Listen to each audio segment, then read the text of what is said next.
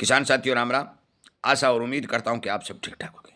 साथियों, मैं आपको सबसे पहले ये बता देना चाहता हूं कि मेरे पास जो भी किसान हित में खेती के साथ जुड़ी हुई, व्यापारी के साथ जुड़ी हुई, उद्योग के साथ जुड़ी जो भी खबरें हैं वो पहुंचती हैं तो मैं फौरन वीडियो के माध्यम से आप तक पहुंचाने का काम करता हूं। आज की खबर में मैं तेल के ऊपर जानकारी देना चाहता हूं। और ये जानकारी क्यों देनी पड़ रही है? ये इसलिए देनी पड़ रही है कि कल ही सरकार ने मीडिया चैनलों के ऊपर युद्ध की खबरें, युद्ध से पड़ने वाले प्रभाव आदि की खबरें चलाने पर रोक लगा दी है।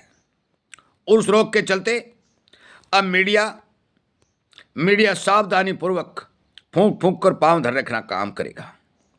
मैंने तेल के बारे में आपको पहले भी एक दो बार आगाह किया था। ये क्यों किया था? ये इसलिए किया था कि खाड़ी देशों से भारत की खपत का 50% तेल उस रास्ते से आता है। आपको पता है कि पहले इजराइल और इराक का जो युद्ध चला था लगभग 12 दिन चला।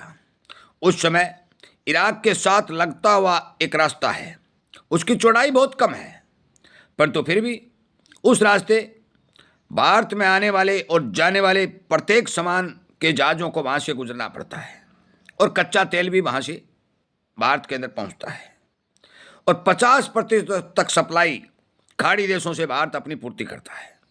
इसी क्रम में आगे आने वाले समय में यदि ये सप्लाई बाधित होती है तो भारत के अंदर डीजल पेट्रोल की कमी देखी जाएगी। भाव भी बढ़ने के आसार हैं क्योंकि क्रूड के भाव लगातार बढ़ रहे हैं। पुराने समय में सरकारें सब्सिडी देती थी, वो सब्सिडी भाव बढ़ते हुए बढ़ा देती थी और जब बढ़ते थे तो घटा देती थी, परंतु कुछ समय से सरकार ने सब्सिडी को संपूर्ण रूप से खत्म करके भारी भरकम टैक्स वसूलने का काम शुरू कर रखा है। यदि सरकार टैक्स घटाती है तो फिर भाव स्थिर रह सकते हैं।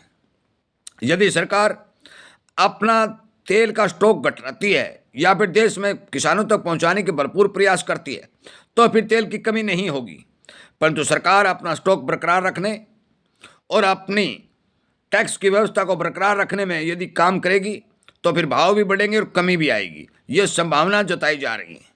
ये वीडियो आपको सतर्क और सावधान करने के लिए बनाया जा रहा है, न कि कोई भयभीत करने के लिए।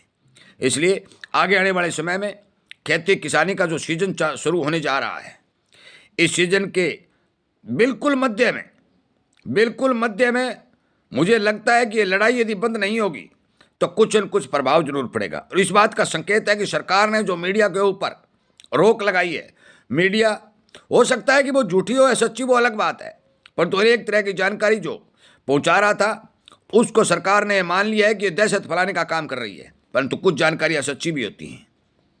ये भी ध्यान रखने वाली बात है। तेल वाली जानकारी 100% सटीक है कि खाड़ी देशों से भारत के 50% तेल की पूर्ति हो रही थी और वो अब मान के चलो ये आधी सप्लाई आ रही है तो फिर आधी सप्लाई से भारत का काम चलने वाला नहीं है। आधी सप्लाई वो कहाँ से आ रही है? खाड़ी देशों छोड़कर रूस हो या और कोई रास्ते से हो, वो आधी सप्लाई भारत में लगातार आ रही है। देश के अंदर तेल का भारी भरकम स्टॉक भी है।